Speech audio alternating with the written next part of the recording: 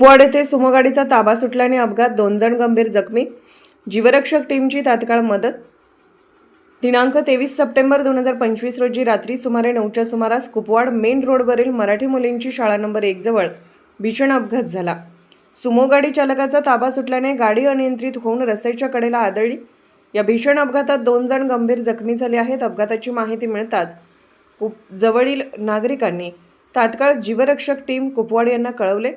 सदर टीमचे ॲम्ब्युलन्स तातडीने घटनास्थळी पोहोचले व जखमींना प्राथमिक उपचार देत रुग्णालयात हलवण्यात आले.